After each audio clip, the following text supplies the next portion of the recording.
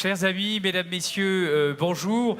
Merci à ceux qui viennent de nous rejoindre et à ceux qui ont assisté au débat animé de cette matinée. Il vous reste un peu de voix, Pascal? Mais oui, il m'en reste. C'est presque surhumain, mais c'était formidable et sur des thématiques extrêmement passionnantes qui nous montrent que ce monde du logement est toujours un monde aussi intéressant, mais qu'il est en pleine mutation. Et que les trophées logements et territoires sont heureux de s'associer à ces mutations qui sont, à mon avis, pleines d'espoir pour tous. Alors, un mot, bien sûr, sur ces trophées, Valérie, qui existe maintenant depuis plus de 8 ans, et nous avons l'honneur de pouvoir mettre en valeur les professionnels du secteur et les programmes qu'ils réalisent. Et je trouve qu'il est bien normal qu'une fois par an, on dise merci, bravo, félicitations à ceux qui ont le plus travaillé, le mieux travaillé, en tout cas ceux que le jury estime être, c'est toujours un choix difficile naturellement, être les plus légitimes dans ce choix de mise en valeur. Et c'est le rôle, je crois, des médias du secteur de le faire. Et puis cette année, nous avons une nouveauté puisque nous avons signé un partenariat avec nos amis de Radio Imo. Et donc Radio Imo suit nos travaux toute cette matinée. Beaucoup des intervenants des tables rondes et puis de ceux que nous avons nommés comme élus, et que vous avez nommés et élus, seront interviewés par nos amis de Radio Imo qui sont présents. Nous sommes obligés d'excuser aujourd'hui Julien de Normandie, secrétaire d'État à la cohésion des territoires auprès du ministre de la cohésion des territoires, qui devait être parmi nous, mais comme vous le savez, ce matin, le Conseil des ministres s'est intéressé à un sujet qui l'intéresse de très près, et à cette heure-ci, Julien de Normandie va tenir une conférence de presse où il va expliquer justement ce qui se sera décidé lors du Conseil des ministres, et il m'a demandé de vous prier de bien vouloir l'excuser, car quand on est à l'Élysée, on ne peut pas être au Saint-Noche. Il y a une espèce de logique absolue. Il est excusé. Et il est excusé, mais nous le regrettons. Alors, ne perdons pas de temps, nos 9 trophées, nous allons pouvoir ainsi voguer, entre guillemets, entre les différentes catégories que le jury a souhaité mettre en place. Et encore une fois, ces différentes catégories, elles ont pour ambition de mettre en valeur les professionnels, mais aussi les élus des territoires. Nous y tenons beaucoup, parce que je crois que c'est dans la symbiose, c'est dans le travail commun que les choses peuvent avancer. Et les programmes. Bien entendu. Alors, commençons. Pascal, je vous en prie. Bon, alors on commence. Et donc, nous allons commencer par la catégorie des jeunes talents.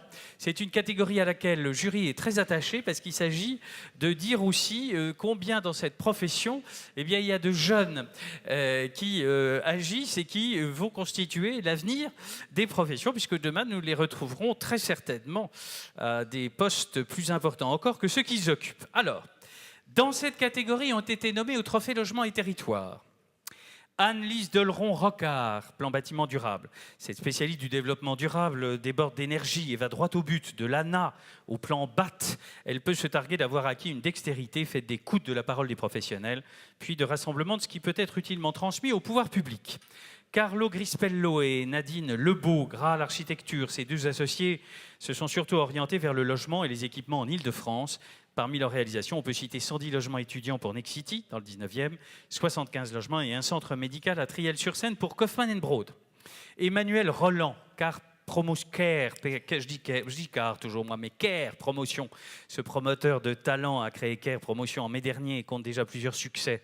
Ce jeune entrepreneur a remporté 5 consultations, dont une à Vélizy, un ensemble d'une 50aine de logements pour le compte de Citalios. Aurélien Taché, Conseil national de l'habitat, le nouvel élu du Val d'Oise, sur l'étiquette La République en marche, est en marche lui-même vers le logement, un sujet qu'il commence à bien connaître et qui explique sa désignation comme président du Conseil national de l'habitat. On les félicite tous les 4 et vous les applaudissez. Bravo.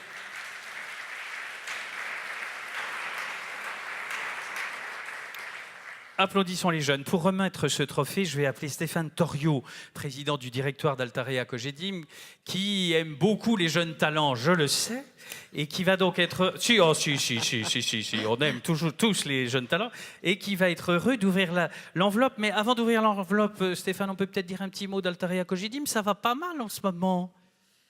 Ah d'accord. Ben oui. Ça commence comme ça. Ah ben oui. Ouais, très bien.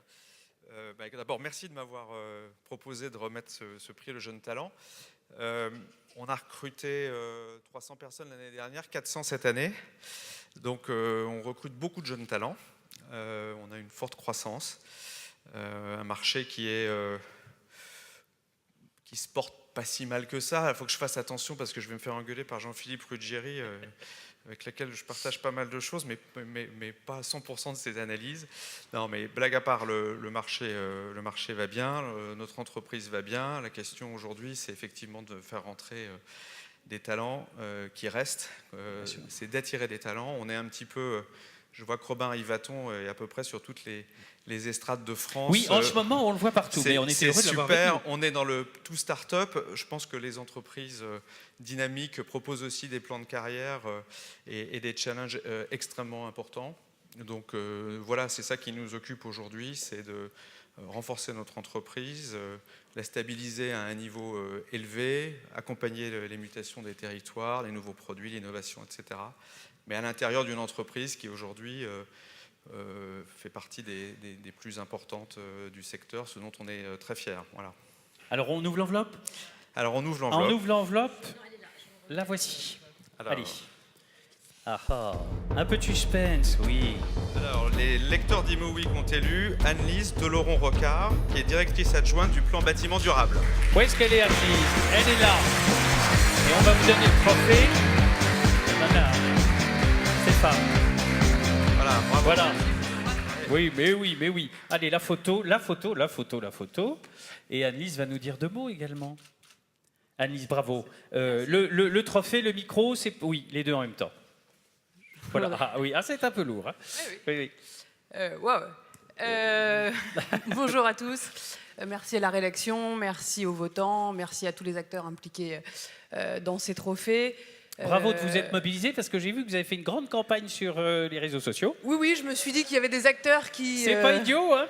J'ai vu qu'il y avait des acteurs qui, il y a 1 an et demi ou 2 ans, n'étaient pas prédestinés à de grandes carrières et qui, en faisant campagne, avaient un beau dessin. Donc je me suis dit qu'on pouvait... que ça marche, oui.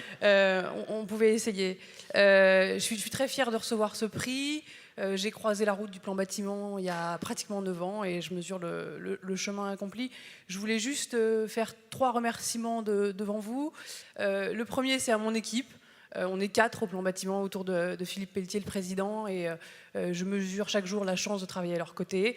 On a soulevé des montagnes, on a embêté des gens, on a fait évoluer des gens et on a encore plein de choses à faire. Et donc je veux faire à la fois un clin d'œil à toute l'équipe, à Marie, ma DIRCOM et directrice de campagne sur cette aventure, que je salue. Elle a bien bossé.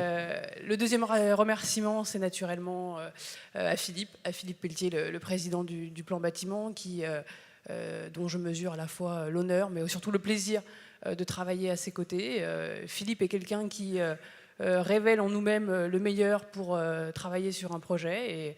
Et depuis 9 ans, on donne tous le meilleur de nous pour porter le développement et le bâtiment durable et la transition énergétique du secteur du bâtiment et de l'immobilier. Et puis les 3e remerciements, ils vont à vous tous, médias, acteurs du bâtiment, de l'immobilier, du logement, des territoires.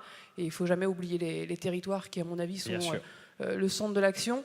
Vous remercier parce que je vois beaucoup d'acteurs dans la salle qui ont participé aux travaux du plan bâtiment, qui participent encore aujourd'hui et j'espère demain aux travaux du plan bâtiment. Et je prends aussi cette reconnaissance et ce prix comme la manière de saluer mon action au plan bâtiment et de saluer plus généralement l'action du plan bâtiment qui, aux côtés des pouvoirs publics, dans un rôle pas toujours simple à comprendre, œuvre pour favoriser la transformation de nos logements et de nos bureaux. Et on a survécu aux soubresauts politiques, aux alternances, parfois au manque de portage politique de nos interlocuteurs. Et ça, c'est normal, parce que notre ADN, c'est la concertation, c'est la mobilisation des hommes et des femmes qui portent ce sujet. Et dans ce sujet comme dans d'autres, je crois que la concertation est la voie de l'action à encourager. Et donc je prends ce trophée comme une incitation à amplifier l'action du plan bâtiment durable. Absolument. Merci Anne-Lise. Reprenez votre trophée. Merci Stéphane. Restez avec nous, Anne-Lise. Restez avec nous, Anne-Lise. Installez-vous. Voilà. Mettez-vous là-bas.